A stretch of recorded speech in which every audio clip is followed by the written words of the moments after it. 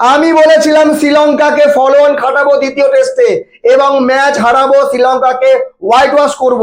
আমরা follow on তো খাটিয়েছি, কিন্তু আমরা ম্যাচ হারাতে পারিনি। ৮ জন বোলার আমাদের চেষ্টা করেছে শ্রীলঙ্কাকে দ্বিতীয় ইনিংসে অল আউট করার, কিন্তু আমরা পারিনি।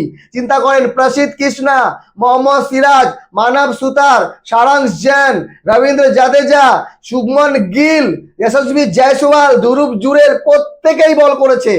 ৮ জন বল করার পরেও শ্রীলঙ্কাকে আমরা অল আউট করতে পারিনি। শ্রীলঙ্কা ফলো অন খেটে দ্বিতীয় ইনিংসে 429 রান 9 উইকেটে। পঞ্চম দিনের খেলা প্রায় শেষ, ম্যাচের কোনো রেজাল্ট আসবে কি করে? শ্রীলঙ্কা প্রথম ইনিংসে যখন 503 রানের এগেনস্টে ব্যাট করতে নামে, সেই সময় 173 রানে 7 উইকেট চলে যায়। মানব সুতারের 3 উইকেট, প্রসিদ্ধ কৃষ্ণার 3 উইকেট। মনে হচ্ছিল এই ম্যাচ আমরা ব্যাস জিতলাম বলে। 173 রানে 7 উইকেট, সেখান থেকে 290 রান করে, যার ভেতরে সেঞ্চুরি করে সোনাল ডিনুসা 103 রান। আর দ্বিতীয় ইনিংসে সোনাল ডিনুসা একেবারে ইতিহাস তৈরি করে দিল।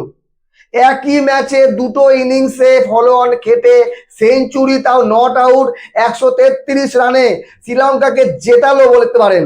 ম্যাচ ড্র করেনি, শ্রীলঙ্কাকে জিতিয়ে দিল এই সোনাল ডিনুসা। তার সঙ্গে একজন ব্যাটসম্যান, সেটা হলো পাসিন্দু সুরিয়াবান্দ্রা। প্রথম ইনিংসে 80 রান, দ্বিতীয় ইনিংসে 92 রান। এই যে ব্যাটিং শ্রীলঙ্কা করলো, কেউ কল্পনা করেনি এই ম্যাচ শ্রীলঙ্কা বাঁচাতে পারবে। আমাদের বোলাররা একেবারে খারাপ বল করেনি, তারা একেবারে যে চেষ্টা করেনি এমনটা নয়।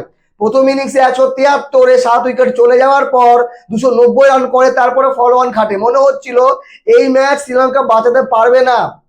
চিন্তা করতে পেরেছেন, 218 রানে 6 উইকেট চলে গেছে শ্রীলঙ্কার। 218-তে 6 আর 429-এ 9। আর এই যে লোয়ার অর্ডারে 8 নম্বরে এবং 10 নম্বরে, 8 নম্বরে কেসারা নুয়ান্থা 46 রান করে 150 বলে। আর একজন বলার লাহিরু কুমারা 12 রান করে, বল কত খায় 90। মানে ম্যাচটাকে থামিয়ে দেয় পুরোপুরি। আর সোনাল ডিনুসার কথা কি বলবো, জোরে একটা হাততালি। এই সিরিজের দুটো ম্যাচে 3টে সেঞ্চুরি করে ফেললো। আর এই যে ম্যাচটা গুরুত্বপূর্ণ, যেখানে শ্রীলঙ্কাকে বাঁচাতে হবে, সেখানে 2 ইনিংসে 2টো সেঞ্চুরি করে ইতিহাস সৃষ্টি করলো। বাকি এতটুকু বলার আছে, টিম ইন্ডিয়ার এই জয় ডিজার্ভ করে। কিন্তু শ্রীলঙ্কার এই যে খেলা, এটা দেখে ব্যাস এতটুকু বলার যে টেস্ট ক্রিকেটের মজা এটা। এই যে পঞ্চম দিন অবধি খেলা নিয়ে গেল, কখন আউট হবে কখন আউট হবে এই করতে করতে দিনই শেষ, আউট আর হলো না শ্রীলঙ্কা। তো আমরা 1-0 সিরিজ জিতলাম। টেস্ট ক্রিকেটে আমাদেরকে আরো ভালো করতে হবে। এটা ছিল আমাদের খুব সহজ ম্যাচ। 503 রান করে ফেলার পরে, প্রথম দিনে 302 রান করার পর সুযোগ আমরা হাতছাড়া করলাম, এতটুকুই। বাকি টিম ইন্ডিয়ার পারফরমেন্স যথেষ্ট ভালো করেছে, কোনো প্রশ্নই আসে না।